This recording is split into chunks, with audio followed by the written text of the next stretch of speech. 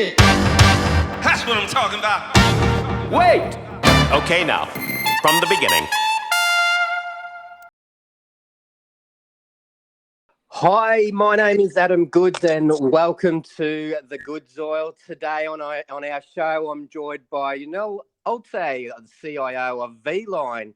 Welcome to the show.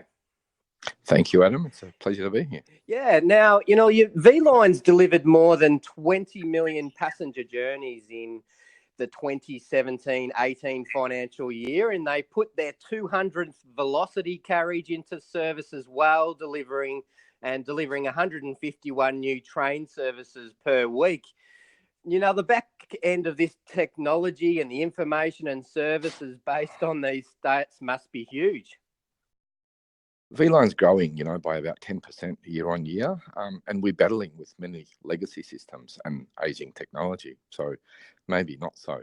But it's a great time and an opportunity to modernise, and there's a lot of investment going into not just regional transport, but into the transport sector in Victoria as a whole. So these events are really driving the modernisation of not just technology, but the modernisation of people, process, and yes, technology. Excellent. And given the enormity of your role, and can you give our listeners an overview of your career to date, starting with what you wanted to be when you grew up and how you got to where you are now? Well, that's easy. I always loved working with computers, so I always knew I'd end up working with computers. And I remember, working into a tandy store back in the good old days, on the local shopping strip, on the way from school, and playing with their local, with their TRS-80.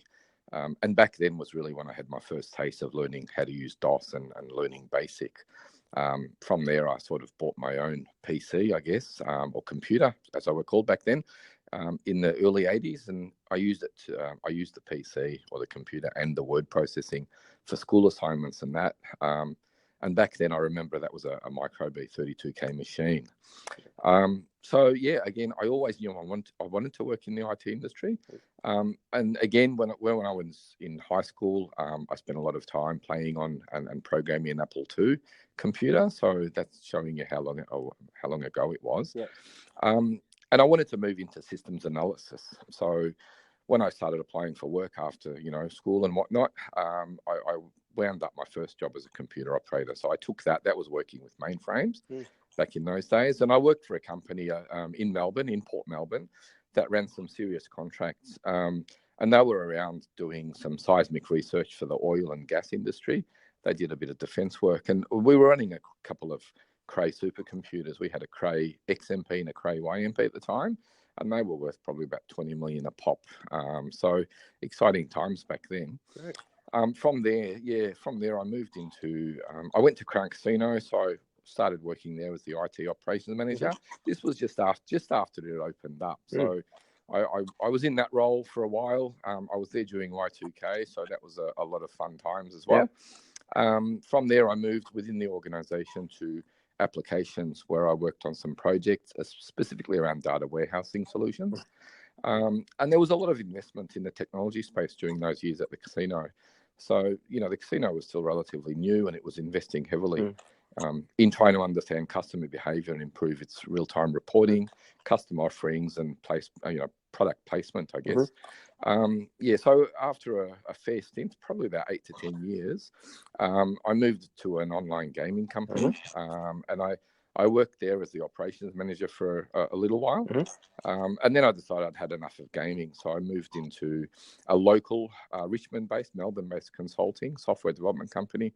And I sort of performed in various roles, starting at a service delivery manager role to general manager of operations by the time I left. But primarily that was work, a bit of consulting in the finance sector, and developing online tools for various organizations in finance.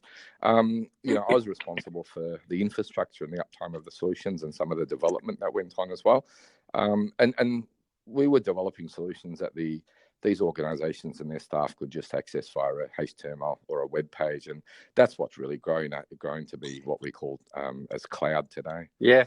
So do you want me to keep going? Yeah, that's great. Now, yep. keep going. Then then I ended up working at Melbourne Water. Mm. And I worked there, closely with the business and the IT support partners to improve support arrangements and relationships. I spent a lot of my time concentrating on aligning the IT business objectives with those of the business. So again, spending a lot of my time meeting with the business and the leaders to try and understand what was really front of mind for them and utilizing technology to improve some of their processes. I started an MBA back in 2012, and during that time, I was enjoying it so much. I also took on a Master of Information Systems Management, and I completed both of those by about 2015. During 2015, I then got the opportunity to come and have a chat to Vline and went through the process. And next thing I know, I was hired as the Operation Manager at Vline. And that was really just to sort of understand what the team was doing and help provide, put the team together and come up with a strategy. Probably about 6 months after I took that role, I was offered the role of the General Manager of ICT.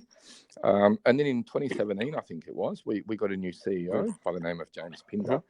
He understood that technology was an enabler, and he had a modernization strategy.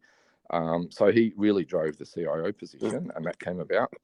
And during my time at Vline for over the last 4 years, I've sort of restructured IT. I've renamed the whole business unit to Business Information Solutions, and that's really to stress the desire that we're not just an IT shop, and we provide business solutions to ensure the business meet their objectives. As I said, I think earlier, I've grown the team. We only had like 6 staff in IT when I started. We've got about 20 now. That's not including our outsourced contracts. Within 12 to 18 months of the role, we as a team, we've migrated to ServiceNow for our service management tool. We utilize ServiceNow for our incident problem change, our asset registry, and we've implemented and built a lot of automation orchestration to streamline our IT processes around that. We've migrated to Office 365 to the platform, and we've started to utilize the entire Office suite. So we are taking full advantage of SharePoint Online for document storage, team sites, and now we've sort of come to a time at Vline where Skype for Business, OneNote, Teams, Yammer, all those things, for example, are just really the norm. Yeah, right. And just taking back a step, just in regards to careers, and you completed your master's at Swinburne University of Technology. I believe you're also a mentor. Is that right? Yes, that's. I mentor some of their. I haven't really had a chance to mentor their postgrad students, but their undergraduate students. I've mentored a few of those, and that's a thing. I just like to do that to sort of give something back. Yeah, it makes sense. Okay, and look, transport is obviously a big deal in Victoria, and Vline play a big part of this. What are the big projects that you're currently working on at the moment that you're able to share? Let me start with, there's a lot there. So let me start with, infrastructure projects. One project we're going through at the moment is just an upgrade of our network switches, etc. And that's primarily just we are replacing some really old technology. Some of it's nearly a decade old. And we're really just taking advantage of newer technologies that just weren't available back then. We're delivering that to improve accessibility for our people, because Vline really is a mobile workforce. Lots of our workforce are out in the fields and on the tracks and at the stations in front of customers. So working on improving user experience, improving some security. But also that project will allow us the ability to automate and improve deployment times of new sites, for example. And we'll be able to also use telemetry data of the switches and whatnot to do better things. We have, just like everybody else, we have a cloud migration program. And that's just taking advantage of cloud technologies such as, infrastructure as cloud, infrastructure as code, containerization, to improve the availability and the optimization and resilience of our legacy applications. So again, we've got a strategy for all of our legacy apps, whether it be refactor, rewrite, or replace. We've got a strategy and a timeline, but I do have a desire to turn off our data centers, within the next few years. Part of that also is migrating our website to AWS. So a lot of things we do in the AWS space, we've got plans over the years to integrate CRM and a few, chatbots and whatnot to the website just to improve customer experience. some real cool projects that we've really delivered and started delivering in the last 12 months is, we've got a DevOps team now. We never had that initially, but in the last 12 to 18 months, we've established a DevOps team, which we're still sort of building and maturing. But, we've used that team to rebuild or deliver a brand new day of operation system. And that's built in AWS using Google's Angular framework, .NET Core 2.2 and so on. And again, we're taking full advantage of things like containerization and microservices, just to, ensure that we get the full benefits and the optimization of cloud. Another cool project that we have, and I say cool, is we're using AI and machine learning as a solution, which the solution actually integrates with some real-time applications and data sources. And what that does is it provides a support system, so it helps us make decisions or helps the decision makers make decisions. We've worked with CSIRO's Data 61 on writing the algorithms, and we've worked with local technology companies to build the UI and the apps and whatnot. So we are planning. It's only half done. We're about to release the first phase of that in the next few months, but we do plan to include not just operational data, but all of our asset data as well. So that means that we can utilize the data not only to understand what's happening on the network, but to predict future performance based on the data. So again, what makes this project so cool is that we've architected and built the data lake in AWS, and it's really built. The whole solution's built as infrastructure as code. It's serverless. It's an environment which utilizes a lot of the AWS services. So as an example, we use things like Redshift and Lambda functions and AWS Glue and so on. So it really makes the solution, self-recoverable if there was something to go wrong. And that system will provide, I guess, descriptive, predictive, and also once it's completed, prescriptive outputs, which will help us improve our reliability and our performance. And so it sounds like Vline are very innovative in their approach and their strategy there, Ewan. That's to me, that's just amazing. And what comes with that is a lot of restrictions being in the govland, sort of, so to speak. And what are those restrictions? Are there security things you have to keep an eye out, and your strategy around funding? How does that all work and play there? Yeah, Adam, you've touched on two of our key points. Security. So we're obviously guided by the Victorian Privacy Data Security Framework, which really relies a lot on ISO 27000 frameworks and the Information Security Manual. So we use the two of those as our Bible pretty much to do a lot of things, and we're using that when we're architecting new solutions and looking at the organization, how we improve things going forward. So, and the other topic, budget. I guess just like every other organization, resources are pretty tight sometimes. So sometimes we've got to really get to a stage where we can do more with less, and really think twice about where to put your money to ensure that you've got the best business, you're making the best business impact. And you're optimizing as much as you can, and that's part of our strategy to migrate a lot of our applications to AWS and really limits and minimize our tech debt.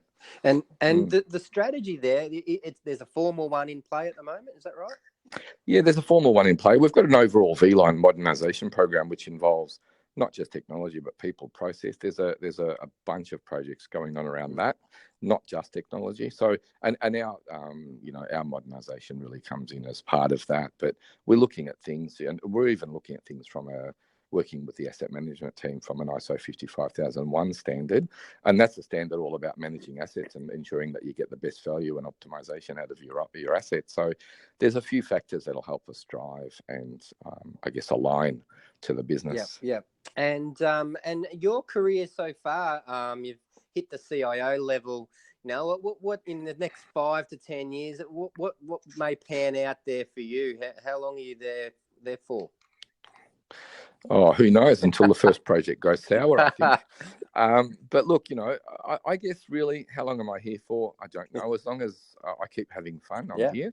And as long as we've got plenty of work to do, as you've said, we've got a strategy, we've got a plan, and my job's to just keep delivering on the strategy and help deliver, just write the strategy as well. Yep. So, and that's all in conjunction, I guess, with the Vline organisational strategy and the plan that we're working on, and and we get governance by Department of Transport and whatnot. Yep. So, but we'll find out. And how is the red tape in GovLand going for Vline? I mean, I know that there's some restrictions and there's a lot of things that you can and can't do. Has it relaxed over time? Have you seen any in terms of your you're rolling out some innovative solutions that I'm sure that you'd come across some sort of barriers to entry at some stage?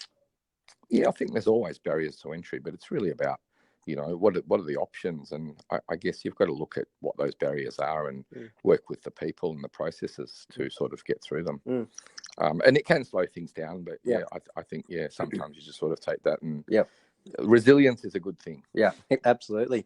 And there's you'll be collecting a lot of data, and I know we touched before around the AI and machine learning, and there's some really interesting stuff there. And that data, you said that your data centers, you're hoping to put that back on the cloud. That'll take a while, or is it something that should be done soon? Well, Adam, in probably about the 4 years that I've been here, I think we've shrunk our footprint in our data centers by about 70%. So we're nearly there, and I plan to, in the next 2 to 3 years, turn off the light switches in data centers. So. And that means, we've got a big job to do. We've got a big job ahead of us. We've got to refactor a lot of our applications. And that's the reason why we're working really closely with a lot of our providers and our partners right now. And we're also building up our own DevOps team to look at what applications we can actually rewrite or refactor. Yeah, great. Fantastic. All right. Well, look, I've also got a segment called Goodsy's Fast 4. It's where I'll ask 4 questions in 30 seconds. So you ready for the hot seat? Yeah, okay. Let's go for it. Just one sec. All right. So we have, what's your go-to order at your favourite restaurant? A cold Corona with a slice of lemon. Great. And what do you wish you had known when you had started out? Look, I think reflection and humility are must-haves for leadership. Yep. And what's something you've failed at? Writing the next WhatsApp and selling it for about $16 billion. And what are you curious about right now? I guess, look, really, I'm curious on how the current landscape will be disrupted by, things like ride shares and mobility and technology. So, what's the role of regional transport in the new world of, disruptive technologies and the new generation of commuters who have different expectations? Yeah. So, yeah. Great. It'll be an interesting space. Absolutely. Well, that's all for today's episode of The Good Zol. Thanks for listening, and thank you to Unal for joining me today. Thank you. Join us again next week when we bring you another CIO to the Goodesy podcast and find out how they are making a difference to this world we live in. See you then. Hit it! That's what I'm talking about. Wait! Okay, now, from the beginning.